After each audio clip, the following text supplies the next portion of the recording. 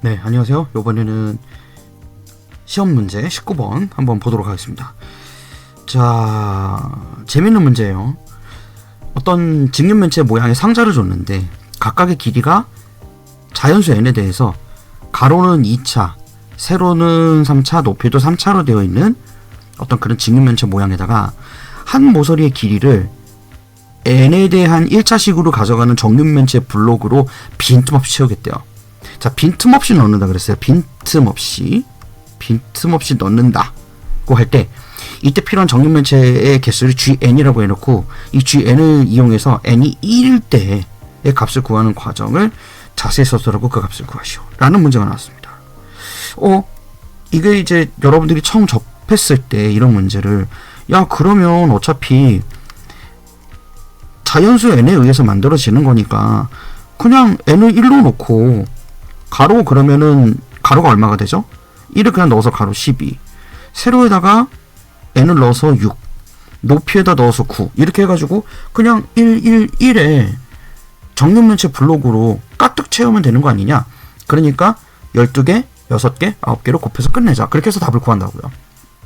그런데 이렇게 풀라고 낸 문제가 아닐 것 같죠? 서술형 문제, 고등학교 서술형 문제는 당연히 또 다른 것들을 좀 물어보는 거니까. 근데 여기서 지금 두 가지 문장을 보고 출제하신 분의 의도를 파악을 해야 돼요. 물론 이렇게 접근해도 답이 될 수는 있겠지만 그런 것들을 원하는 것이 아니라 한 모서리의 길이가 n인 1차식인 정육면체로 빈틈없이 넣는다는 말을 분명히 넣고 있어요. 당연히 정육면체 길이가 1인 블록으로 넣으면 빈틈이 생길 수가 없어요. 그런 말을 굳이 할 필요도 없고요. 그 n이 1일 때 값을 구하라는 말을 언급할 필요도 없겠죠. 아주 그냥 간단한 초등학교 문제로 전락해버리는 겁니다. 근데 설마 고등학교 문제를 그렇게 냈을까라고 의심을 한번 해봐야 돼요. 사실은 여기에다가 좀 더 클래리파이 하려면 필요한 정육면체 최소 개수라고 했으면은 말이 되긴 했을 거예요. 왜냐면 이 문제의 출제 의도는 가로와 세로와 높이의 최대 공약수가 되는 공통인수를 찾아서 얘를 나머지 정리처럼 해석을 하고 나머지가 없도록 만들어 봐라. 지금 그런 의미거든요. 그래서 가로부터 먼저 해석을 해보면 이제 인수분해를 우리가 해야 돼요. 가로는 당연히 쉽게 인수분해가 될 겁니다. n 플러스 2와 n 플러스 3의 곱으로 인수분해가 되죠. 그 다음에 세로도 조금 기다려보시고 높이부터 먼저 해보죠. 높이 보이죠? 이거 a 세제곱 더하기 b 세제곱 꼴이죠. 그래서 높이 같은 경우에는 8을 2의 세제곱으로 놓고 얘를 n 플러스 2 곱하기 이제 n제곱 플러스 a 플러스 b의 b제곱이잖아요. 원래는 여기서 이제 n제곱 마이너스 ab 플러스 b제곱일 거야. 그래서 마이너스 2n 플러스 4로 놓는 거죠.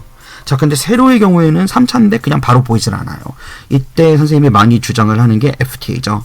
Fundamental Theorem of Algebra라고 해가지고 대수학의 기본 정의를 이용해서 간단한 숫자, 특히 최고차항과 상수항의 분모 분자 값으로 해가지고 나타낼 수 있는 모든 약수들 중에서 정수 범위에서예요. 아무 숫자 하나 넣었을 때 얘가 0이 되는 애가 있으면 내가 걔의 인수다. 그렇게 하는 거 있죠. 숫자를 넣다 보면 마이너스 1을 넣으면 딱 보이는데 세로에다가 마이너스 2를 집어넣게 되면 0이 됩니다. 그래서 얘가 n 플러스 2로 한 번 더 인수분해가 될 거라는 거예요. 안 그래도 가로하고 높이 부분에 n 플러스 2가 공통 인수로 들어가 있기 때문에 엄밀하게 공통 부분이죠. 공통 부분으로 들어가 있는 n 플러스 2로 인수분해가 됐다는 걸 그냥도 알 수는 있어요. 자, 그래서 쉽게 접근하려면 어떻게 되죠? 조립제법 써야 돼요. 자, 그래서 조립제법을 사용을 합니다. 최고차항 1도 두고 둘째 거는 개수가 1이죠. 그 다음에 셋째 거 개수가 0이고요. 넷째 거 개수가 4예요.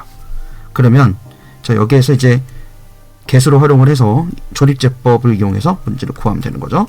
그래서 마이너스 2를 가지고 해야 되고요. 1에 마이너스 2, 마이너스 1, 2, 마이너스 4, 0이에요. 자, 그러니까 여기가 n제곱 마이너스 n 플러스 2라는 걸 알 수가 있어요. 혹시. 자, 정리를 해보죠. 그럼 세로에는 n 플러스 2가 들어가고요. 그 다음에 n제곱 마이너스 n 플러스 2까지 들어간다는 사실을 알 수 있습니다. 자, 그러고 보니까 여기 n 플러스 2가 가로 세로 높이에 모두 공통으로 들어가 있는 걸 알 수가 있죠.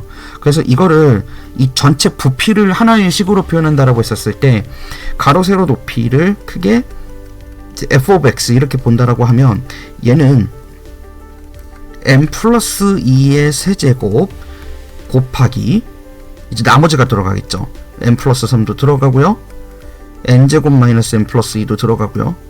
그 다음에 n제곱 마이너스 2n 플러스 4가 들어가는 거죠. 그러니까 전체 부피를 보고 있는 거예요. 전체 부피를 하나의 식으로 정리한 거죠.